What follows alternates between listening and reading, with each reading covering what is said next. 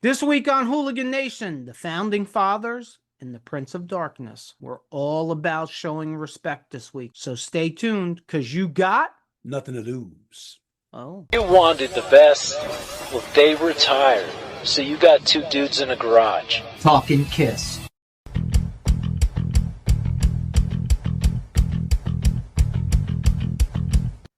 Welcome to the Hooligan Nation, a KISS-Centric podcast. The podcast where the riffs are loud, but my opinions are louder. He's the kind one. He doesn't have those kinds of opinions. I'm Anthony. I'm Rocco. I kind of keep the bad thoughts to myself sometimes. That's probably a good thing. Your three little blind mice that run around in your head, do you talk to them often? Yeah, I don't like getting bored to it too much, so I keep myself busy. I understand. All right, what's up, hooligans? This week is all about the Prince of Darkness and the Founding Fathers of Heavy Metal. We discussed the Back to the Beginning concert event, all the stars, the good, the bad, and the ugly performances, who was there and who wasn't. Before that, we have news, music we are listening to, and of course, our weekly poll. But first, recap of last episode. When KISS met MTV Parts 1 and 2. Father Rocco. Thank you.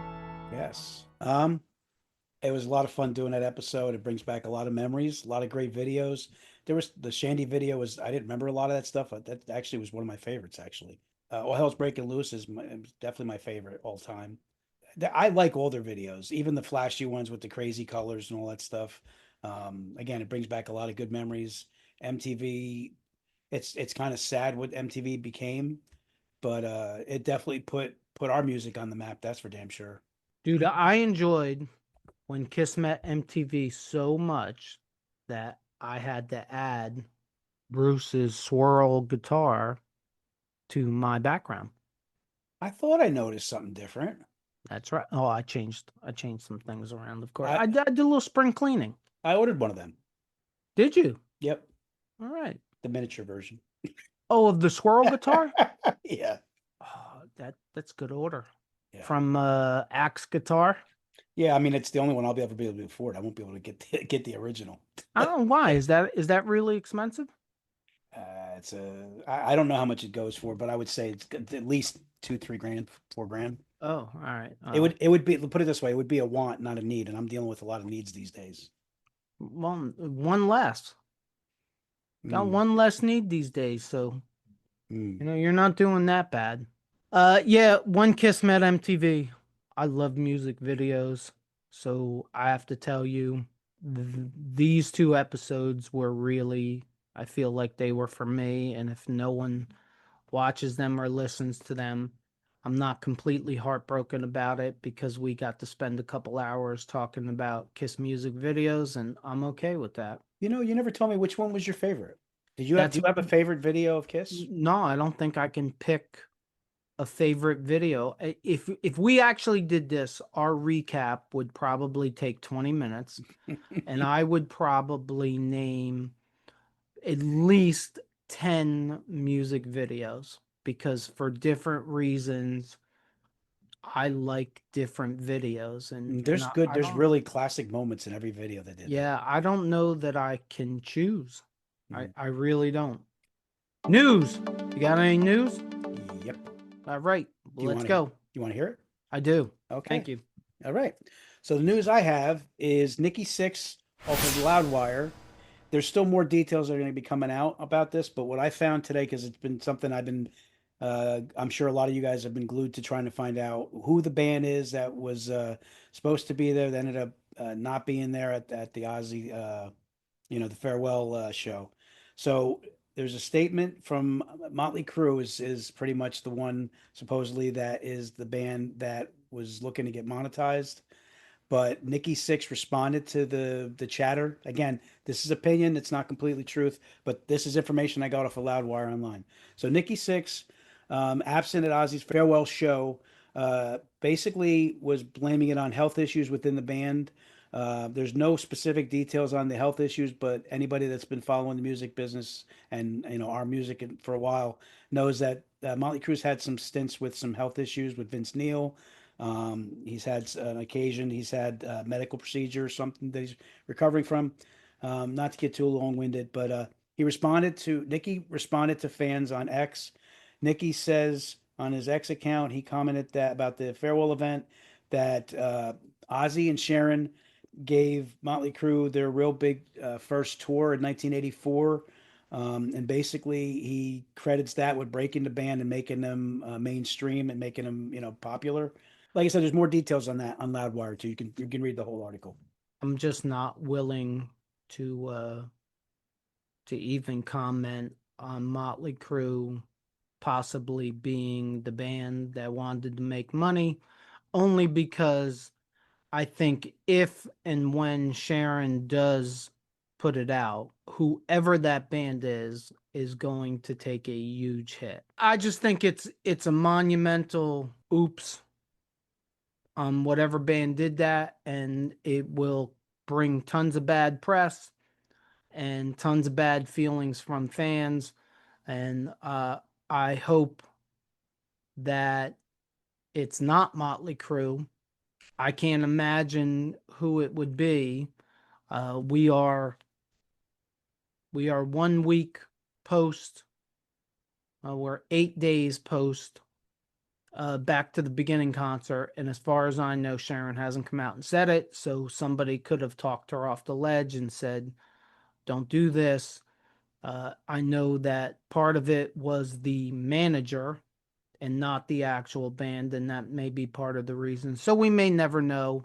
Right. If you want rumors and accusations, just go to the rumor and accusation place, and that's the internet. You can find them all there. I saw rumors that it was KISS. I don't think it was KISS. And there's like 4 or 5 other acts that are rumored. Until Sharon says something, we aren't touching that because it's just completely clickbait. And we all know Nikki's the business end of Motley Crue, and it makes great business sense to come out and say what he said to try to deflect anything that might be going in the wrong direction. Yeah, he had to. Absolutely. I have a couple little things. I don't want to call this little, but I'll lead off with Oz Fox of Striper. If you're Striper fans and you're fans of Oz Fox, he has been advised by his doctors that he cannot go on long tours at the time. For those of you that don't know, Oz Fox has been battling brain cancer for at least a few years. Yeah. I saw Striper within the last 6 months, I think. And when I saw them, Oz Fox was with them. I have to tell you, he looked pretty good, but he did sit in a chair the entire show. So I think they're doing a European leg to their tour, and Oz Fox is not making the trip to Europe. He is absolutely still in the band. They just got a backup guitar player. Off the top of my head, I don't remember who it is. You're not going there to see the backup guitar player anyway. So for all you Striper fans out there, and I include myself being a Striper fan. Me too. If you have tickets to see Striper, Oz Fox will not be there, unfortunately. The only other thing I want to, and I don't want to go crazy about this because it's kind of political and we try to stay as far away from politics as possible here. But I'm probably going to get myself in trouble by what I say. Roger Waters was in the news the last couple weeks. Roger Waters of Pink Floyd fame, for those of you that don't know that. If you don't know that, do better. He is in trouble with the UK government for publicly backing what they consider a terrorist organization. It's a Palestinian organization, I guess. I don't know much about this. I didn't read much into it. And the reason why I didn't was because I have a blanket statement. It is not a rehearsed statement. It is very simple.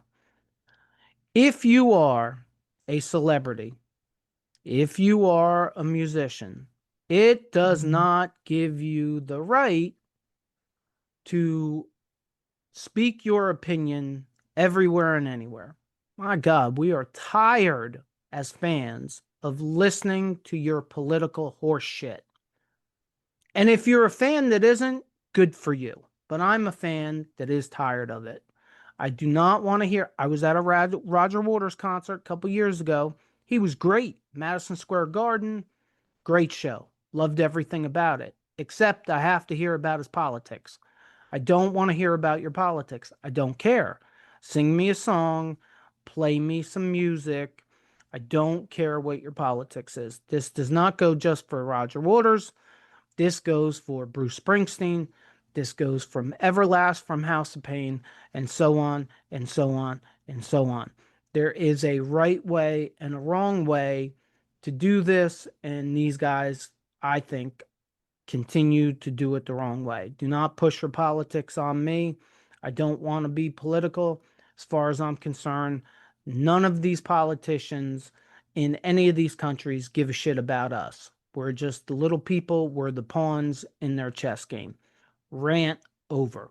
You The have only anything you would like to add? Yeah, the only caveat I'll add to that is everybody has their right to view life and politics, whatever, any way they want, including those musicians.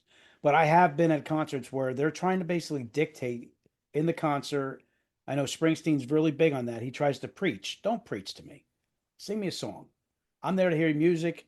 I care about, most fans, if you're a diehard fan of a band, odds are you follow what they're like when they're not performing too and stuff like that. So listen, the views are all fine and good, well and good, but as far as like pushing your politics on people, I don't think you should push politics and religion on anybody. Everybody's entitled to their own opinions and their own views and beliefs, and I respect them all.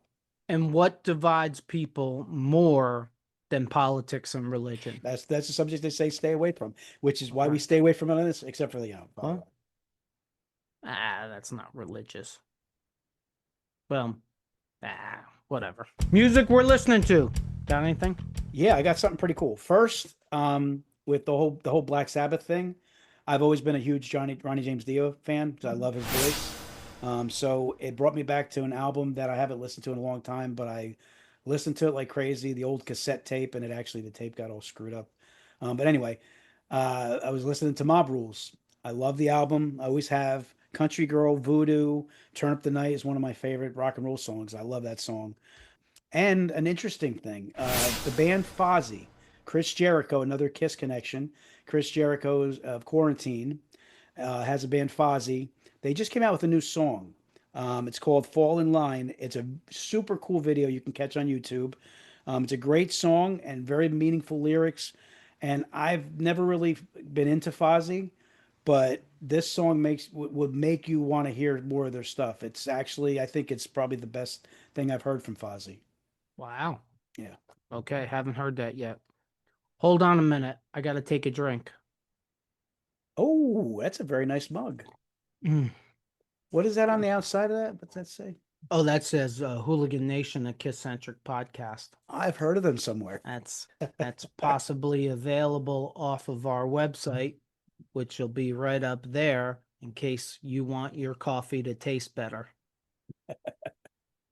I don't really have anything specific. I don't have any specific songs. I mean, I can tell you specific songs, but since Back to the Beginning, I have been listening to a lot of Ozzy and a lot of Black Sabbath just because I heard it and I wanted to listen to more of it. As far as Ozzy goes, I can't pick an error because I love the Randy Rhoads stuff. I love the Jakey Lee stuff. I love the Zakk Wylde stuff. I can't figure out which one of the three of them I like more. It might be a complete tie. And as far as Black Sabbath, there's not much to say. I mean, they're the fathers of heavy metal. Yeah, and I mean, we'll cover it, I'm sure. Back to the beginning. I thought the Black Sabbath sounded great on stage, too. Yeah, I did too. Hey, I want to hit this real quick at a Shout It Out Loud segment. I just want to say thank you to all the hooligans out there that have ordered merchandise from us. It's shocking, to say the least, how much merchandise has been ordered. So thank you for supporting us. And if you haven't yet, no, we're not going to really try to push and sell you anything. but the website is over our head. If you want to go check that out, we do have merchandise for sale there. And I do think we have a couple cool things. And we are also working out dropping additional merchandise within the next month or so. So stay tuned for that. And we will let you know when that makes its debut. And now it's our poll time. Poll time. Father Rocco. Thank you. Are you ready to dance on the pole? I'll dance around the pole. Okay. I'm going to get you a poll then. Our weekly polls can be found on our community tab on YouTube and on our Facebook group, the Hooligan Nation, a KISS-Centric podcast. Our Facebook group is an open group that is completely free. So if you're on Facebook or you want to get on Facebook and you want to join our group, check that out. We'd love to have you. We're having loads of fun over there. This week's poll question is the battle of the... Was that a cookie? Pretzel. Pretzel. Well, he just ate on camera, which means he's going to interrupt me within the next 5 minutes. I never do that. No. Then 5 minutes after that, he's going to bring up the word organic. You just got to wish upon a star. That's what he's going to slip in. Yep, just like he did. This week's poll question was the battle of the concert openers. Which song do you think is the best song to open a KISS concert? Father Rocco, in your infinite wisdom, what say you? It's got to be Psycho Circus for me. I mean, Detroit Rock City, I think, is what most people would say. But Psycho Circus had such an impact. It was written for that meaning. I mean, Paul's basically said that before. And if you've seen the concert Psycho Circus, if you went on that tour and you watched it, it's freaking powerful. It's a great. I love the song. I love the messaging in it. It had an impact on me in concert, I thought. But I would say that, I mean, if you ask the average KISS fan who's not like super versed, they would say, what does KISS come out to in an opening? I think most people would say Detroit Rock City. But for me, my choice is always going to be Psycho Circus. And I love both songs. So I agree with you, but I agree with you for one specific reason. I agree with you, and I voted, because I get to vote too. I voted for Psycho Circus only because I think you could put Detroit Rock City and your choices, and I forgot to give you your choices, but your choices were Deuce, I Stole Your Love, Psycho Circus, and Detroit Rock City. And in my opinion, Deuce, I Stole Your Love, and Detroit Rock City you can put anywhere in the show. Detroit Rock City you can put in the encore, not as the last song, that's left for Rock and Roll All Night, but second to last song, maybe you could put it pretty much anywhere in the show. In my opinion, Psycho Circus, where it fits the best, is as the opening song. That's not to say anything bad about the other three songs, and it doesn't matter anyway because, well, we lost. So my next question is, would you like to know what the hooligans think? Absolutely. I always want to know what the hooligans would think. Well, Deuce got 16% of the vote. I Stole Your Love got 23%. Psycho Circus got 23%. And Detroit Rock City won out with 38%. Not shocking to me at all. That's kind of where I would say it. People like what they're used to, and I think that's the most iconic opening song that KISS. Yeah, I think it's the most iconic opening song, and they've used that the most as a concert opener. So I can understand that. I'm not a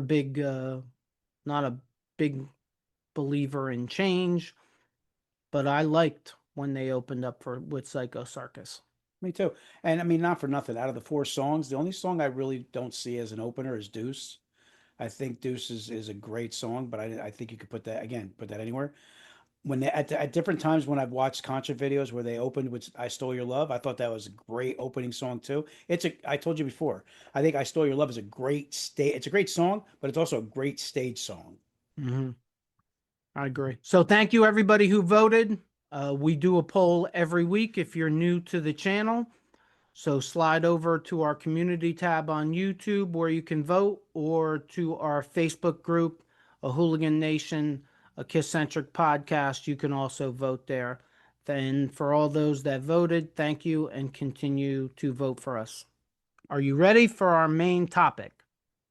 Let's do it. Again, for those of you that live under a rock, you may not know that Back to the Beginning was a tribute concert to Black Sabbath and Ozzy Osbourne that was more than 8 hours long, which took place on July 5th, 2025 at Villa Park in England. This event was also dubbed as the last time you will see Sabbath or Ozzy perform on stage. To put some things in context, this event was a charity event where no one was to profit. Which brings us to the controversy. And yes, just like KISS, wherever Sharon Osbourne goes, controversy follows. A mystery band was kicked off the show for wanting to profit from the concert. And as we said earlier, Sharon has stated that she will reveal who it was after the show, which has not happened as of this taping on July 13th. But rumors are flying. We aren't touching any of them until there is some kind of confirmation. Say what you want about Sharon Osbourne, but she is a tough, smart businesswoman that has always looked out for Ozzy.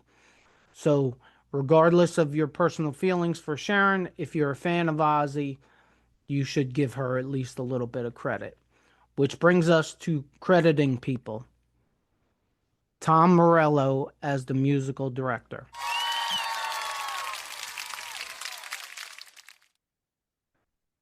Tom Morello, in my opinion, did just about the impossible. It's very hard to find anybody in the music business that has any issue with Tom Morello, which is why Sharon's a genius for bringing him in. Yes, you have a question? Yes, I have a question. Can you tell me there's a small connection of Tom Morello? Every time I hear his name, I think of Kiss. Why? Oh, why? Hmm. Oh, because that's the man that single-handedly got Kiss put into the Rock and Roll Hall of Fame. That's what okay. And by all accounts, it was single-handedly because they didn't want Kiss in there. But big shout out to Tom Morello for getting Kiss into the Rock and Roll Hall of Fame. And even bigger shout out for giving Black Sabbath and Ozzy Osbourne their day to shine, which they definitely deserve. And just he just killed it in 100 different ways. Like, we're now 8 days post concert, and these stories keep coming out of how Tom Morello got all these different artists and the phone calls he made and everything he did. And I think he did an incredible job. I think he's an incredible guitar player. Next, Jason Momoa as the MC. Again, I'm not sure you could get a better MC for this. I mean, he was in full fanboy, and I don't think it was an act. And if it was an act, it proves he's a pretty good actor, and I'm okay with it. Yeah, he's also a guitar player. And is he? I didn't Yes. know that. I don't know why, but I like Jason Momoa. Well, I do know why. He's a big Harley Davidson guy. He's a big hard rock heavy metal guy, and I like Marvel movies. So maybe Me that's too. why. And on top of that, I just heard a story. I know that this is a music podcast and not a Harley Davidson podcast, but Jason Momoa is in Milwaukee this week for Harley Davidson's yearly homecoming. And I guess there was a pretty bad car wreck where the story just came out within the last day or two. Jason Momoa, he wasn't involved in the car wreck, but he was there. And instead of acting like a star, he jumped out of the car and was trying to help the guy that I think was really bad injured. Hmm. So credit to Jason Yeah. Momoa.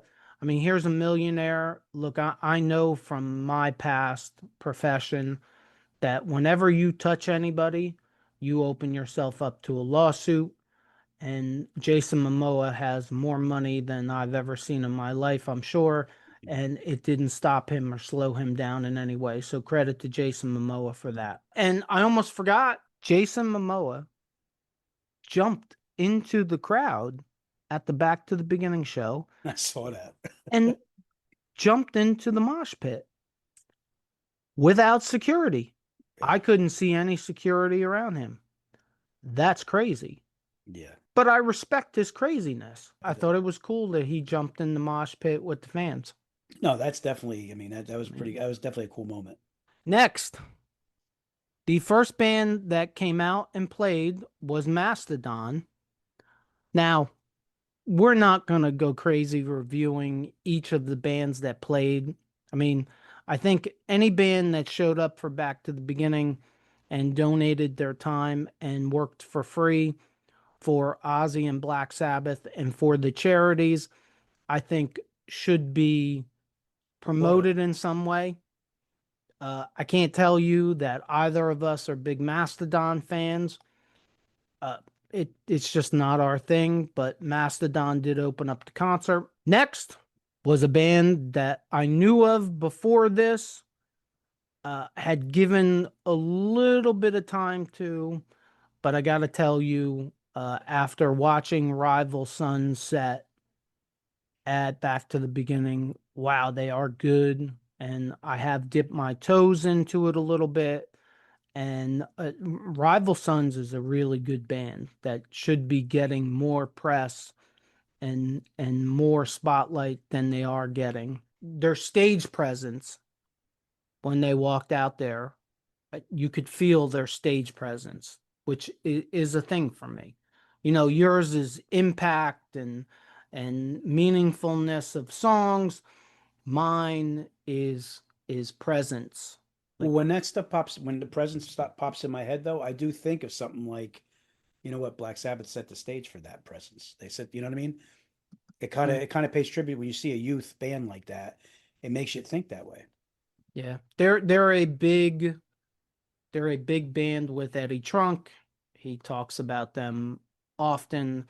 I've never really given them the chance, but after watching them Back to the Beginning, they got to get a chance. And I think so far they're very much worth that chance. And next, we get to move on to probably, and this is not a negative in any way, the biggest fanboys and ambassadors of all things hard rock and heavy metal, and that's Anthrax. Man, these guys got to be their late 50s, maybe even probably not late 60s, but they got to be late 50s in their 60s. They still look and act like kids on the stage. They still look like they have fun. They still look like it's not a job. It's refreshing. And on top of that, they came out and played Indians, which is a great, great Anthrax song, if you ask me. And I think they killed Good it. song. And they all came out with shirts on. The shirt said something like Sabbath Bloody Anthrax, and on the back had each member of Black Sabbath's name on it. I mean, they do fanboy things. They do things that we would do here. And again, going back, that, like Jason Momoa, I think that makes them relatable to their fan base. And I also think it makes them relatable maybe to people that have never given Anthrax a chance. So if you haven't given Anthrax a chance, check them out. I mean, they've only been around about 40 years, so you're a little behind. So Anthrax warm up for when did I say you didn't go to that concert with me, did you? What the time? Spreading the Disease. I went in that tour and I saw Anthrax. They were fantastic. No, listen, I'm a fan of Anthrax. Their first album, Spreading the Disease, I love that album. Armed and Dangerous is probably my favorite Anthrax song, but I love Indians. You're right, that's a great song. I saw them in concert. They warmed up, and for the life of me, I can't remember what band they warmed up for. Very high energy band. Scott Ian hasn't aged. He looks exactly the same as he always has. So Other than the lack of hair. other than lack of hair, but yeah, I mean they're definitely good ambassadors, like you said. I always use that word when I see somebody like Alice Cooper and things like that they pay it forward and they're just trying to celebrate the whole rock and roll music and stuff like that. So that Anthrax definitely epitomizes that kind of vibe. You ready for a nugget and a tidbit? Sure. I can almost guarantee you don't know this. Do you know who Scott Ian is married to?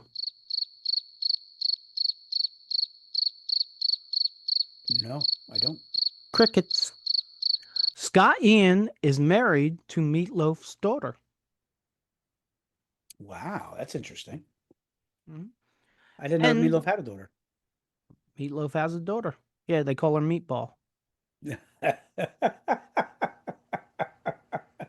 That was nice. You set yourself up and you slammed it home. Her name is Pearl O'Day, and she is a singer. She has, I think, at least one or two albums out as Pearl O'Day. And I think she just put something out with Scott Ian, and I think it might be a band side project, but I don't know the name of it. Hailstorm. I mean, she was dressed in red. I mean, she did a great job on stage. You got me into Hailstorm. I really like everything I've heard from them so far. They're not going anywhere for a long time. No, She's got presence. She has good sound. Great stage presence. Yeah, if you haven't, you will. Hailstorm's gonna be around a while. she did a killer rendition of Perry Mason. And the first thing that came to my mind 30 seconds after Lzzy Hale walked on the stage is, boy, she's a force. Like, That's a good word. That's a good word she's for it. a force and commands the stage, and you can just feel it. Yeah, I had never really seen her perform on stage before. There were a few surprises with stage presence in that realm, and Mhm. she definitely tops the list in my opinion. Next up, Lamb of God. Again, I saw Lamb of God in concert. They warmed up for Megadeth. Look, it's no disrespect to Lamb of God or that brand of heavy metal. It's just not for me. It's a bunch of screaming, doesn't have much melody to me. I just can't call myself a Lamb of God fan. I did enjoy watching them um, in the show. I just can't call myself a fan of them. I can't stand it when I can't hear what they're singing. Since I was little, I've never liked stuff like that. I mean, since I was Yeah, in high school, yeah. I got to be hear what they're saying. You know? And I gotta have some kind of melody somewhere. Right? Yeah, You absolutely. know, you can't be bringing me to. Well, They showed up there to show respect to Black Sabbath and Ozzy, so we got to give them some credit for that. Next, we will jump into the most confusing part of this, and I apologize ahead of time because it's confusing to me, and it's Tom Morello's All Stars. So before we get into this, there were what they called two super groups, Super Group A, Super Group B, but they switched people in and out almost every song. We're going to go through as many of the songs as we can. I'm going to try to get everybody accurately put on the stage for the song, but I can't promise you anything. First, they came out to The Ultimate Sin, and the godlike Nuno Bettencourt walked on stage, who I can say I was never a fan of until he walked out on the stage on Back to the Beginning. And there's nuggets and tidbits and stories that'll come up towards the end of this. But him, Mike Borden, David Ellefson, Lzzy Hale, Jakey Lee, and Adam Wakeman to do The Ultimate Sin. Just watching Jakey Lee walk on stage was really enough for me. I mean, the guy self-admittedly says he can't play anymore.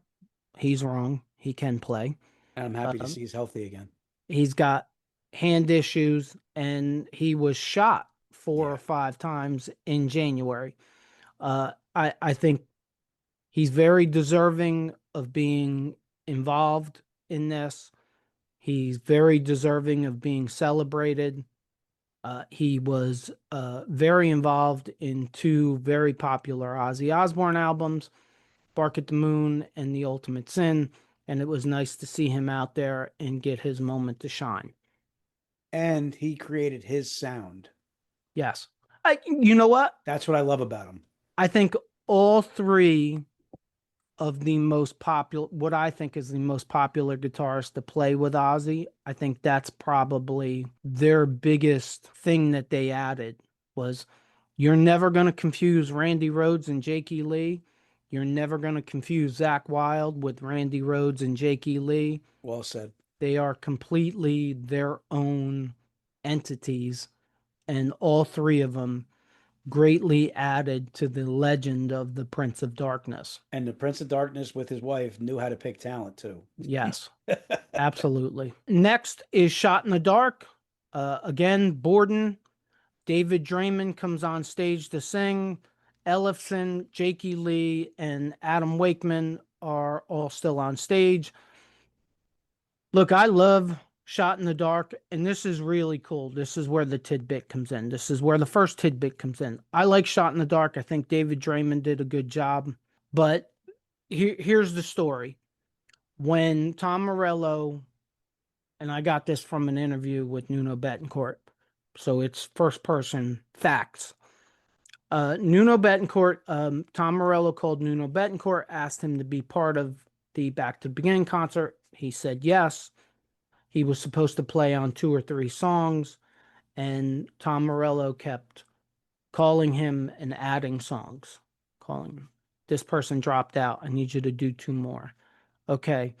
This part. And then he calls him and says, "Look, we have a problem with Jakey Lee. He says he can't play certain solos, certain songs. And can you pick up and play Shot in the Dark?" And Nuno says, "I'll call Jakey Lee."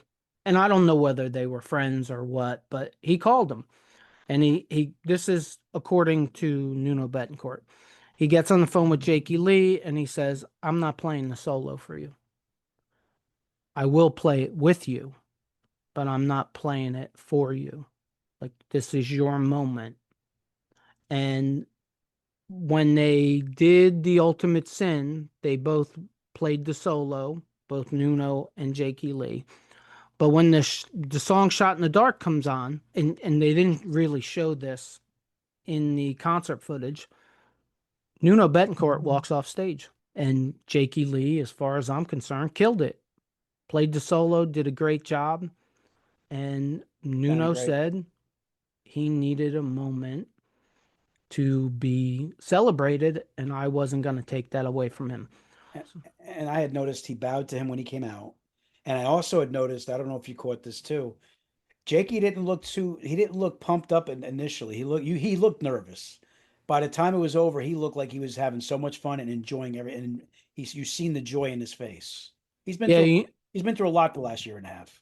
he has, and he has a very checkered past with Sharon and Ozzy, and it was nice to see them put all the business aside Yeah, and just do it for the fans. right. Because Yep. I think at the end of the day, I mean, look, nothing's going to beat seeing Ozzy be able to play live one more time. Nothing's going to beat seeing Black Sabbath out there together one more time. But after that, Jakey Lee and then Zach Wilde being able to play with Ozzy one more time, probably in the top 5 of great things from that concert, at least for me. Well, and the other thing with Zach too, like I mean, anybody who's followed it even a little bit, he considers like Ozzy and Sharon to be like another set of parents for him. We're still on Supergroup A. Sweet Leaf featured Nuno Betancourt, Borden, Draymond, Ellefson, and now Scott Ian walks out on stage.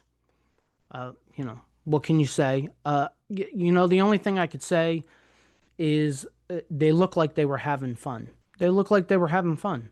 And I think that relates to the 5 million or so people that supposedly paid for it on pay-per-view and the 45,000 or so that were there. What more can you ask for than musicians being on stage and having fun? Sounding good, having fun, it's infectious. Right.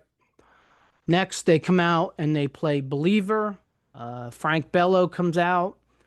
Betancourt, Whitfield Crane, Scott Ian, Sleep Token 2 from the band Ghost, and Adam Wakeman. Uh, you know, See you Ghost, above. Ghost, another up and coming band. They got some really good songs. They got some really weird songs. The Mm. songs that I like are really good from Ghost, though. I just want you to know my coffee in my coffee cup makes Ghost sound better. Next, we go on to Changes, featuring Bello, Betancourt, Sleep Token 2, Wakeman, and Youngblood. Yeah. Youngblood. If you asked me 9 days ago who Youngblood was, I would tell you it was a hockey movie from the early 80s.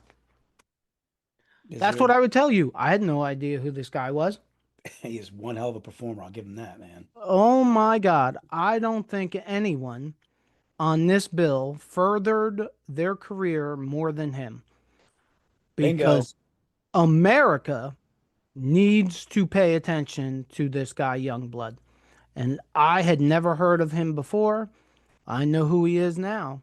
And it's interesting and it's entertaining.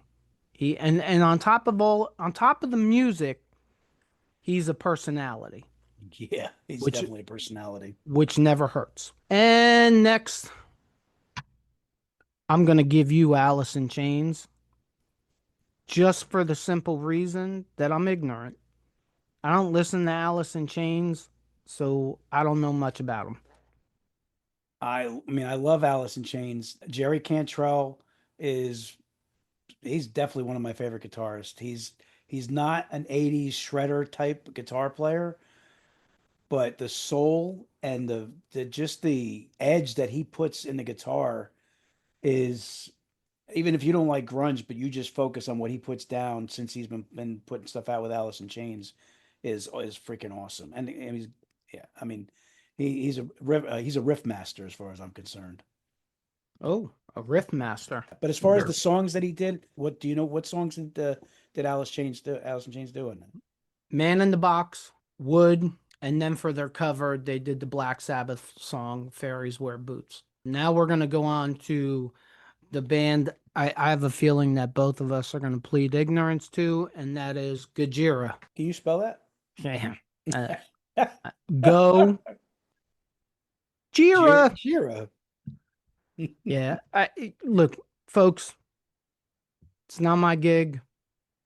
They weren't terrible. They were kind of entertaining. It's just not my music. They were If there. you, They were there for Ozzy, and they were charitable. So yeah, and if you want an honest review of Gojira, my advice is go on YouTube and find um, their live set, because it's all over YouTube right now. And next off, this I will discuss in great detail: the drum off. that was awesome. Man, if for nothing else, you gotta watch this for the drum off, because I have never seen three drummers playing the drums simultaneously before. And it was something to see. And on top of that, the three drummers were Travis Barker, Danny Carey, and Chad Smith. And out of all three of them, I can honestly say I didn't know Travis Barker was as good of a drummer as I think he is now. It was pretty amazing to watch, The just very just for the difficult factor in it. and it's you can almost always identify the different styles of a bassist, the different styles of a guitarist.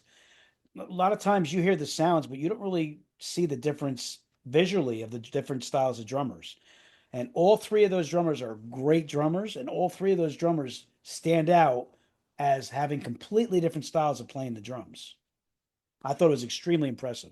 Yep, I couldn't have said it better. And you know what? I'm just gonna jump on top of that and say not only were their styles completely different, but if you paid attention, their drum setups are completely different. Absolutely. I mean, Travis Barker at some point looked like he was playing on like Fisher Price drums, except he was killing it on a Fisher Price drum set. I mean, it's a really small drum set. All right, next we'll move on to Tom Morello's All Stars Supergroup B. Oh my God. Breaking the Law might be the single best performance of the entire day. Billy Corgan came out and sang lead vocals. Danny Carey played drums. KK Downing came out and graced the stage. Adam Jones, Tom Morello, and the legend of Rudy Sarzo came out. And I don't know if I can call it the best moment, but boy, it was up there. Just watching KK Downing walk out there. Another guy, not that he's got any direct involvement with Black Sabbath or Ozzy Osbourne, but someone with KK Downing's history and clout to come out there. It was a nice moment for him, I thought, since he's no longer invited to be in Judas Priest. Not really sure why. I'd love to know though, because I've always been a pretty big KK Downing fan. Oh yeah, me too. But it was great. Rudy Sarzo, Tom Morello, Billy Corgan for that. They all looked like they were having fun out there. They moved into Snowblind, Carey, Corgan, KK Downing, Jones, Morello, Sarzo again. Rewind for a minute. They looked like they were having fun out there. That's all that really mattered to me. And then they move on to Flying High again, and out walks the legend of Sammy Hagar. I don't care. Sammy Hagar is almost 70. 78. Sammy Hagar at 78 years old sounds like Sammy Hagar at 38 years old. Got to give a guy credit for that. Nuno's out there again. Vernon Reed is out there. Rudy Sarzo, Chad Smith, Adam Wakeman again. Funny part of this, and I can't knock Sammy for this. I'm pretty sure he forgot words to the song. I'm also pretty sure that he was reading off a teleprompter, which you shouldn't judge that, in my opinion. I mean, how Sammy Hagar's supposed to know how to sing Flying High again? I thought it was a great performance. Sammy is a general when it comes to stage presence, and this was no different. They move right into Rock Candy, which is a very famous, for those of you that live under a rock, very famous Montrose song from the 70s. Betancourt, Sammy, Morello, Sarzo, Chad Smith, Adam Wakeman again. Thought they did a hell of a good job. And then they move into Bark at the Moon, Travis Barker, Nuno Betancourt, Papa V Perpetua, have no idea, Vernon Reed, Rudy Sarzo, Adam Wakeman, and I can tell you this much. Nuno Betancourt is a guitar god. Please, Father Rocco, take it away. Okay, so I watch this show occasionally. This guy's podcast, Rick Beato, and he had Nuno on there, and I thought this was pretty funny. He is beyond a fan of Eddie Van Halen, and he was so much. He had an interview there, and he was so much about having to play Eddie's stuff perfectly, and he had the opportunity to play on Eddie's equipment, and as they're having a conversation, he still couldn't do it. He still couldn't sound just like Eddie.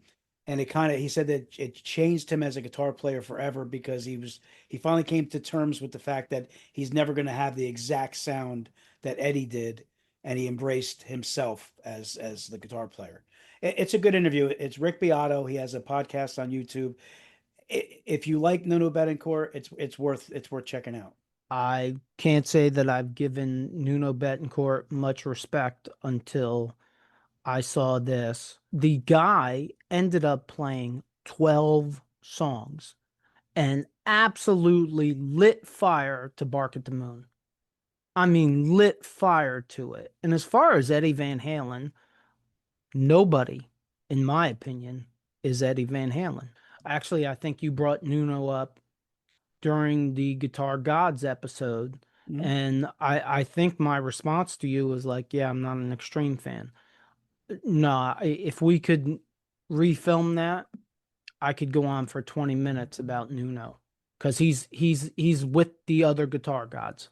To Well, what me, helped, after that, and you know what I think helped is he's again student. He's such a student of our music that it wasn't a stretch for him to play a lot of these songs because he's been playing them his whole life. yeah, and no You ego, know? Yeah, no no, ego. no, he's No, very laid back. And now we get to the second most shocking moment. Oh my God. Train kept a rolling. Train was there? Drops a Jupiter. Oh my God. Go ahead, I'm kidding. Travis Barker, Nuno Bettencourt, Tom Morello, Rudy Sarzo, Andrew Watt. First big shocker, Ronnie Wood of the Rolling Stones walks out on stage again, just like Jakey Lee, just like Rudy Sarzo, just like Sammy Hagar. Hmm. No, Yeah. Ronnie Wood gets his moment to shine and deservedly so, and then walks out Steven Tyler. Now, for a singer that canceled a farewell tour because he couldn't sing any longer due to an injury, and he could have healed for the injury, Steven Tyler ripped that stage up, looked like he was 30 years old, acted like he was 30 years old. I know you have said this before about David Lee Roth, that he's what do you call him? The consummate frontman. Yeah. Nah, Tyler is. Well, I'm not going to argue that. I mean, Tyler's got to be number one.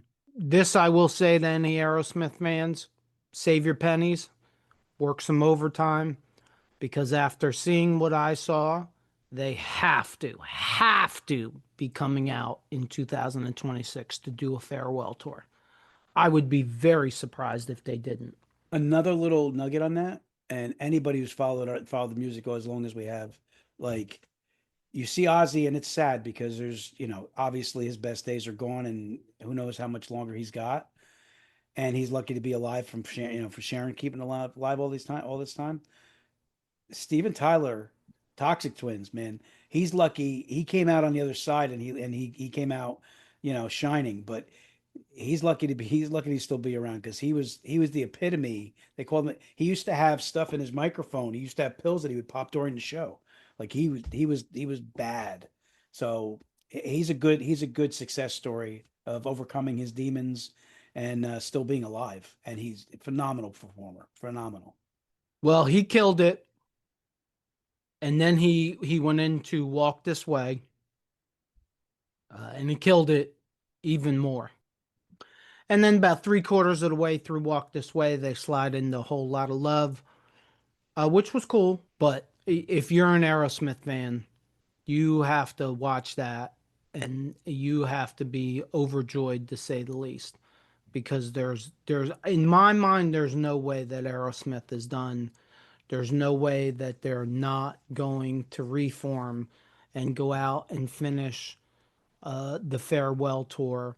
Or if I'm wrong, Aerosmith is big enough to have a day just like Ozzy and Sabbath did. Just like, this is probably a subject for another podcast, but just like this would have been a very good way for KISS to say farewell, instead of, doing the same show that they had done at Madison Square Garden with no pomp and circumstance other than the usual. I mean, listen. You can name a bunch, a couple different Rolling Stones, Aerosmith, Kiss, but there's not. You look at music now, and it's so different. There's a lot of good music that comes out, but are you ever going to see another Rolling Stones? Are you ever going to see another I don't think Aerosmith, so. another Kiss? You're not. You're not. And it's not. I'm not knocking the music of today. It's just you're not grooming these bands anymore, and they're not growing to be what they were, and the platform's not what it was. Yeah, I don't really believe. I believe the rock legend, rock hero, that time is over with. Yeah. I just don't think anybody's gonna have that kind of impact.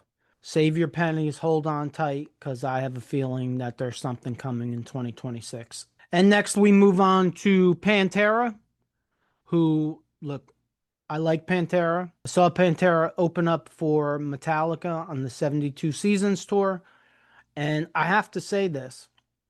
Pantera looks terrible. They're just not a band.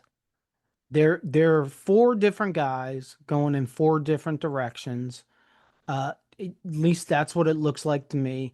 They played Cowboys from Hell, Walk, Planet Caravan, and Electric Funeral. Look, music wise, come on. You got Zach Wild, number one. So music wise, they were outstanding, but as far as on the stage, they're just not a band. And it comes through to me. That's no hate. Like the backbone of the band is dead. And I don't think you can bring anybody in to pick that up and run with that. But they were there, so credit to them. Next up is Tool. They played 46 and 2, Hand of Doom, and Anima. They have a, you know what, they have a strong following, and I'm not going to knock them. I just don't know. I haven't really ventured into their catalog, and the stuff that I have heard hasn't like forced me to have to learn to see more. It's Yeah, not. I'm not knocking them either. Like if you're watching our podcast and you're a big fan of Tool, good for you. Yeah, You know, I'm just not. not my thing. And you know, like with most bands, if I'm not a big fan of them, usually it's I plead ignorance.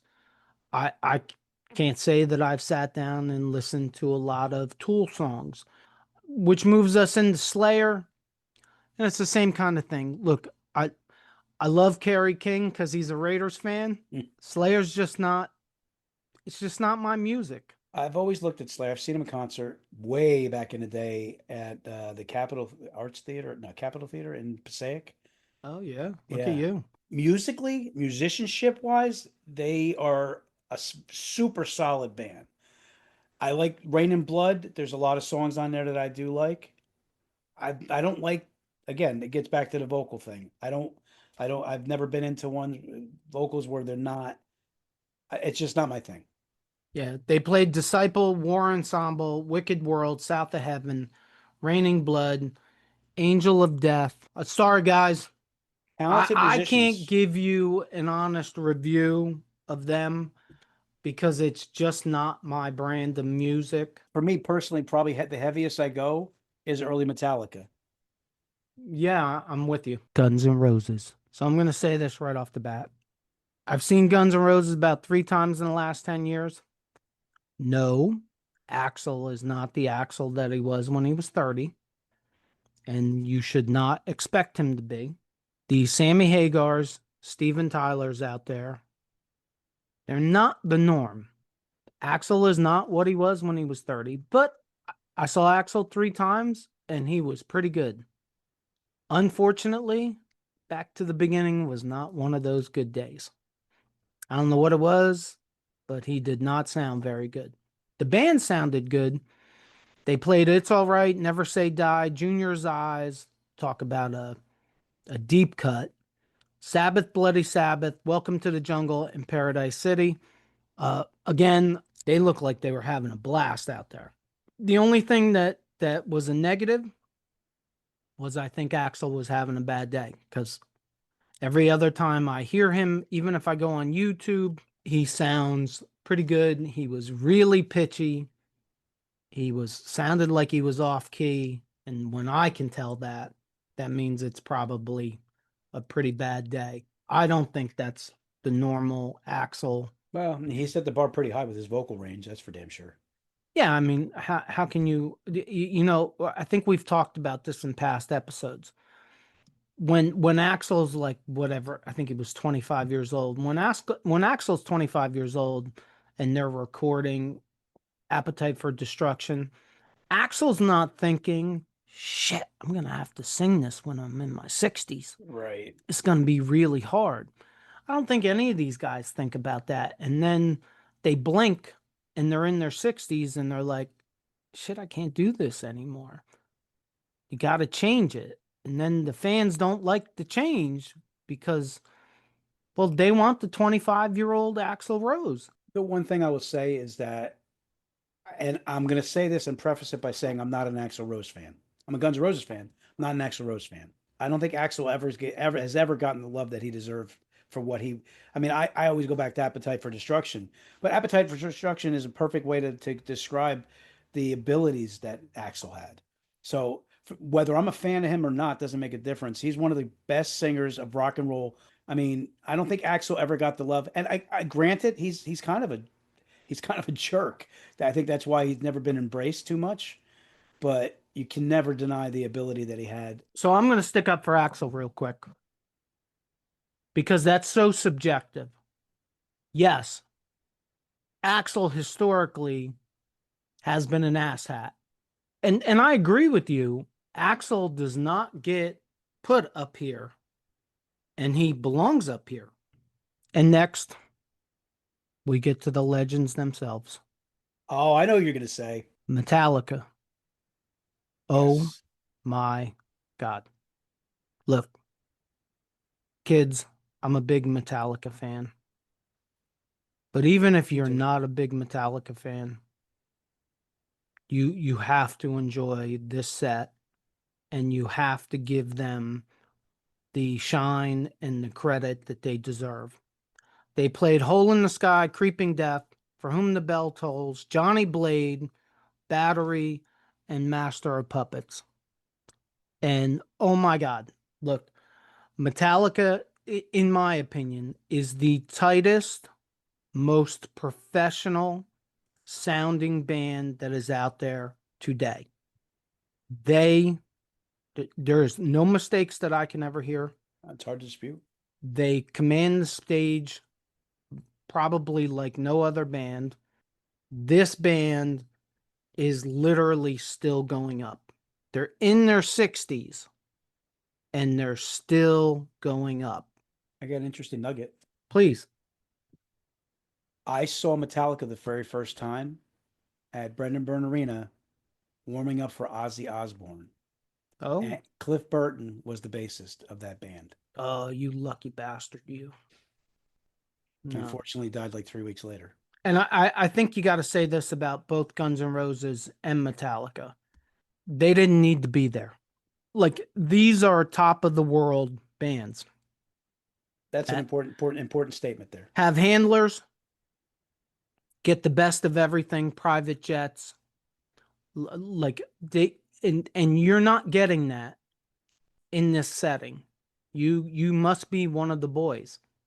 Like, I don't know what the backstage looked like, but I'm sure they didn't get a huge dressing room like they're probably used to. Mm-hmm. I'm sure they didn't get first class amenities like they're used to. And you know what? It looks like they didn't really care. The chair comes up from the bottom of the stage, and there he is, the Prince of Darkness, sitting on his throne. And again, oh my God. And he looked good. He did. He looked good. It's There's unfortunate. yeah, It's unfortunate that he can't stand up. I don't think we're ever going to know exactly how bad it is because, well, as long as Sharon is alive, Sharon is going to protect the brand that is Ozzy Osbourne. But he does shake a little bit. You can see it.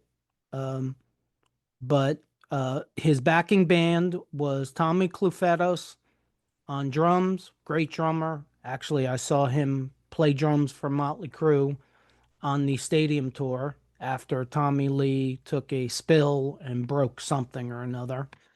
Mike Inez, Adam Wakeman, and the legend of Zakk Wylde. First and foremost, Zakk Wylde looked like a child. He looked like a kid out there with his hero, and there was probably no better scene than that. I really I really think this was a great thing for Zakk Wylde to get out there and be able to play with Ozzy live in front of a crowd one more time. And I think the same thing of Ozzy. I think Ozzy did an incredible job. It's been said that they doctored some audio, that it was on a 2 hour tape delay so they could play with all. Who cares? Stop. Stop. The guy can't walk. He's got Parkinson's. I don't care what they did to his audio. He wasn't lip syncing, so who cares? He sounded great. It was for him. As much as it was for the fans, it was for him. And you could tell. I think Ozzy needed this. Oh, It yeah, really absolutely. looked that way. They ripped through I Don't Know, Mr. Crowley, Suicide Solution, Mama I'm Coming Home, and Crazy Train, and caveat to everything. Shout out to Sharon, to Ozzy, to anyone else involved. Thank God there was a subtle tribute to Randy Rhoads during Crazy Train. Pictures of Randy playing in the background on the screen. Good job by whoever decided that, because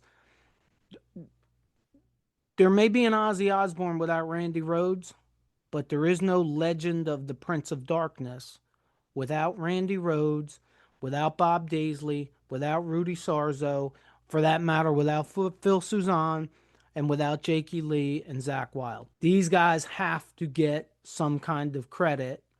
And I think for the most part, and you know what, I shouldn't leave out Tommy Aldridge, because him too. Uh, but I think for the most part, they did a very good job of, including Rudy Sarzo, who they've had issues with in the past, including Jakey Lee, who, as far as I know, they still have issues with. Zakk Wylde, I don't think Sharon or Ozzy could ever do anything to Zakk Wylde to shake his loyalty to them, but just that little subtle tribute to Randy Rhoads is more than enough, and other bands should learn from that, because you never see that. A guy dies and it's like he was never there, or a guy's not in the band anymore and it's like he was never there. And I think for the fans, that's the wrong way to go. No, I agree with that. The only thing that I want to add to that is it was a totally sad part, but it was really heartwarming. At one point when he does "Mama, I'm Coming Home," he literally is his voice is cracking. He's losing. You can see he's starting to tear up a little bit. And you look in the crowd, there's not a single person in that entire crowd that's not having the same exact reaction that he has. So I just thought that in all the concerts that I've seen on TV, from watching it from afar, watching that at least that clip of it, I thought that was very heartwarming. Seeing so many people, like everybody in that crowd, was like in tears watching him. I think one of the big things is normally when something like this happens, and an artist retires, or a band retires, everybody looks at their watch and says, okay, how long? How long till they come back? No, this one I think is done. Yeah, It's done. You're he not got, going to but see Black Sabbath again, and you're not going to see Ozzy again. And I think the crowd understood that. I but know I I did. but I think Ozzy, like you said, Ozzy needed it. I think Ozzy got it. It was Ozzy's way of saying goodbye Yes. and thank you. Yes. Yep. Absolutely. I think the person that benefited the most from this concert was Ozzy, and I think that's the right person that should have benefited most from it. We end everything with Black Sabbath. I don't know that there's words. We should all remember these four guys, they created an entire genre of music. Right? They are the founding fathers of heavy metal. I do not think that anyone can ever dispute that. But if you can, drop it in the comments below, and I can guarantee you I'll argue with you about it. They came out, played War Pigs, NIB, Iron Man, and Paranoid. I don't know that I could pick a highlight. I know that Father Rocco here, his highlight was Geezer Butler. He was I give phenomenal. Oh my God. I thought they all They were. they they all were. I mean, Tony. I expected that from Tony Iommi. Like I don't think he's ever gotten the credit that he deserves as a guitar player. I watched that like 3 or 4 times, and each time it looks like Ozzy's trying to launch himself off of his throne. Boy, if he could have got up he would have got up and we would have saw the old Ozzy. And it's funny because do you know who got the most press out of everybody during the Black Sabbath show? No, tell me. Bill Ward, Oh, you mean the shirtless wonder? because he took his shirt off. Of all things, that's what I've heard the most. Oh, Bill Ward took his shirt off. Eddie Trunk must be in the man boobs. Just a joke, Eddie. Love you. He can't get off of it. Oh, I think it's great that Bill Ward took his shirt off. Yeah, I guess I think it's great too. I really don't care. But that's what got more press than anything else. How about the fact that Ozzy could sing the songs? How about the fact that Tony Iommi's been fighting cancer for years and he looked incredibly He good. looked, yes, yeah, absolutely. And he played incredibly well. And for that matter, I've heard, I'm not musical in any way. But I've heard people say, oh, Bill Ward struggled through this. If Bill Ward struggled, I missed it. Yeah, I missed it too. Because it didn't look like he struggled at all. And I watched it like 4 times. And the third and fourth time that I watched it, look, where's he struggling? I didn't see it at all. I'm not a drummer, but I didn't see any struggles. I thought it was a fitting end. I thought it was a great, great end to end on Iron Man and Paranoid. Probably their 2 most popular songs and iconic to say the least. If you watch this on pay-per-view, like I did, the ending was not great. But I've heard that was because of editing. And that the rest of Black Sabbath did not just walk off the stage and leave Ozzy there. They came up, they all kind of embraced. I think Geezer Butler brought a cake out to Ozzy. For whatever reason, this got cut out of the final product that they put out. And That's a it shame.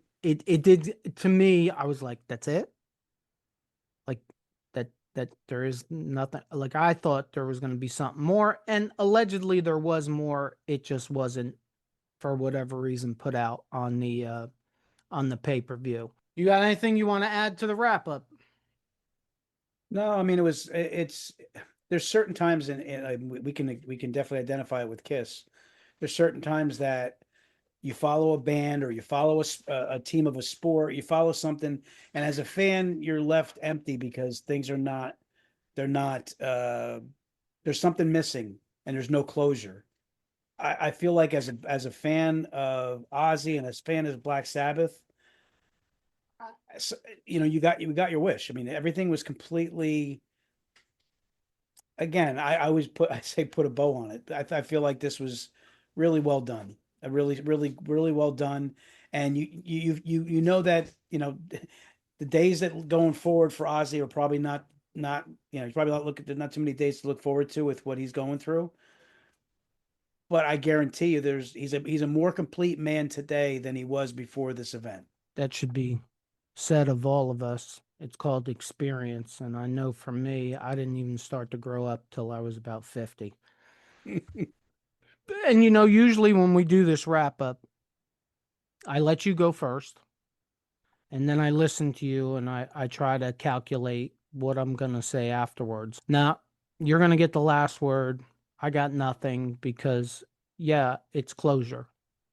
And if, for all the KISS fans out there that don't think that KISS had the proper closure for their touring life, I have to agree.